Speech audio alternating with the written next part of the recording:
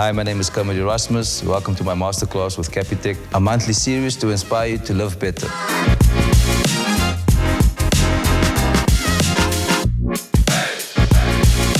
I'm a professional footballer and I play as a striker, which is someone who scores goals. Well, I started out as an 11-year-old playing for inter-regional tournament for my province in Eastern Cape. And I got scouted by a scout who had a partnership with a team called SuperSport United in Johannesburg, who had a relationship with a team in Europe, in Holland called Feyenoord. And they were scouting for players for the academy for the following year.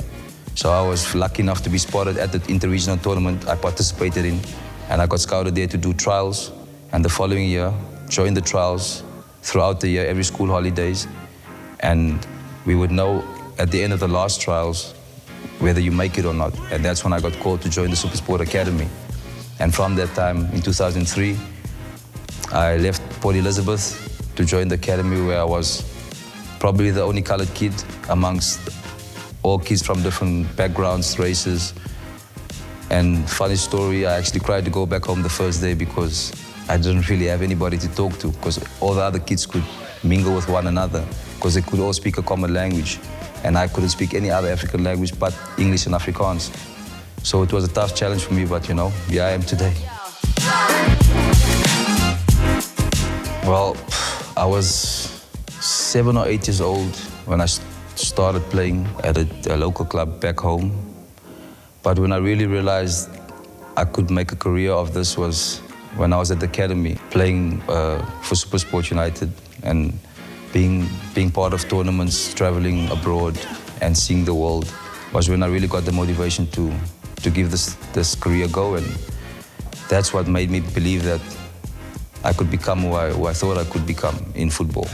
Well, the most inspiring moment was when I turned 16 at the academy in front of all the other boys that were at the academy. I signed my first team contract at the time for SuperSport United. And that was almost like a motivation for the rest of the boys at the academy to believe that it's possible to make it into the first team. Even though I was 16 years old, I basically, opened the door for most of the players in the academy to follow the path I was on. Well, I think what makes me stand out from other footballers is the fact that I speak my mind firstly. And even though I know my ability, I still stay true to who I've always been and never forgetting where I came from. So a lot of people don't really like it, but being who you are and staying true to that is the most important thing besides what you do in your life and as a career path. Sure. It's like I can hear my mom speaking to me. My mom always talks about the 3 Ds: dedication, determination, and discipline. I think those are the 3 important and fundamental things in your life that you need to succeed in anything you want to become. For me, in football, the simplest thing you can do is work on your craft. I think it goes for any industry. If you're good at something, you gotta try, perfect it. And I know there's no such thing as perfection, but the closest you come to not making mistakes at something you're good at, the better you'll be at it. So you gotta keep working at it, and that's the most important thing in life.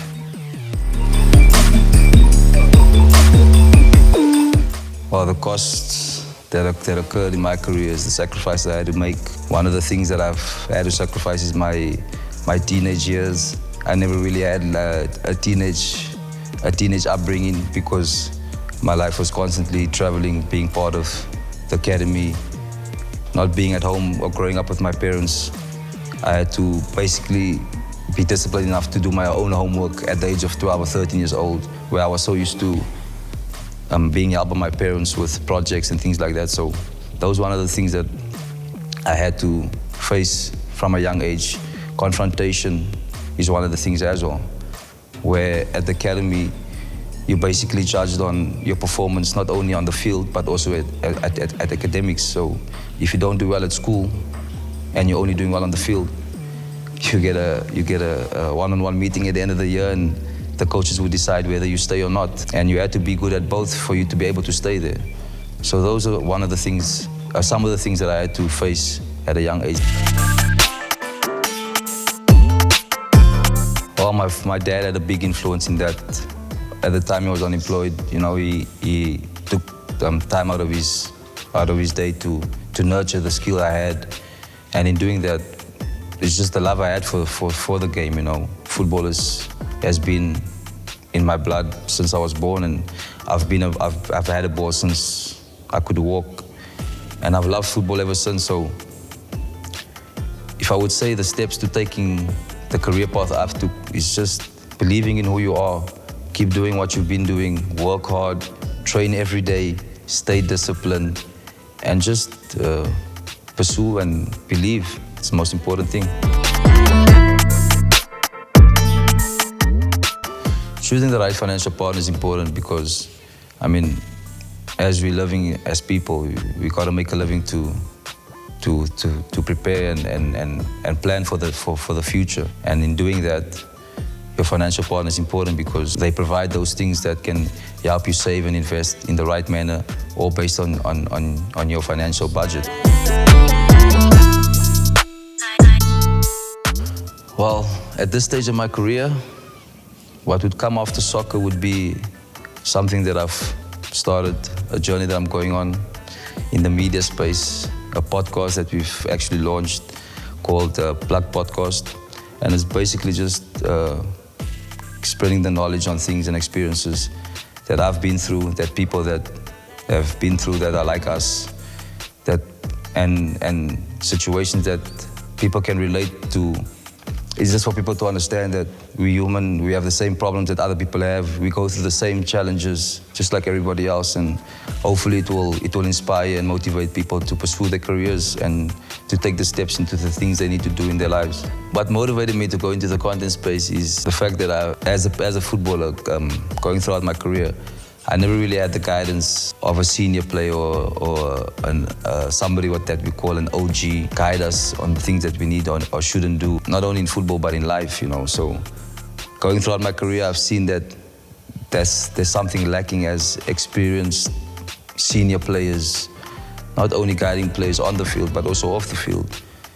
And one of the options was being a coach, but it's not my vibe because I'm a player and I understand the game in different ways. Being in the content space is just to help motivate the youngsters, not only in football but in any industry, to be aware of the obstacles they might face and the challenges as well, and just to know what to do and how to move in certain industries. Well, the ability and skills I'll use to map my next step would definitely be engaging with people. I think I've got good people skills, I've encountered so many people from different walks of life, from different countries, from different races. So I've just got a connection with people in general that would help me pursue and continue doing the things that I've been trying to do in the content space. So hopefully that will help me and it will help inspire and motivate and hopefully touch other people's lives and give them the advice and the knowledge they need. Well, the first ability you need is the ability to believe in yourself, and then the rest will follow. You have to have, obviously, the technical ability. You have the knowledge of how the game is played, and with that, the rest could be developed. So those are one of the main things I had as a footballer growing up. I had the belief, I had the tenacity, and I had the hunger to want to be a footballer. It's one thing wanting to be something, but you need the desire as well, and that's one of the things that I had as well in pursuing my career. Thanks for joining my Capitec MasterClass about mapping your career. My full feature will be available on Hype Magazine, and make sure you keep an eye out on Capitec socials for more.